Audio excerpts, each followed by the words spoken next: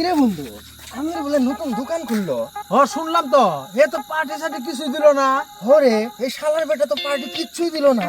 চল তো আজকে ওর থেকে পার্টি লইমু। চল চল। কিরে বন্ধু, শুনলাম বলে তুই দোকান দিলি, হ্যাঁ ঠিকই শুনেছ।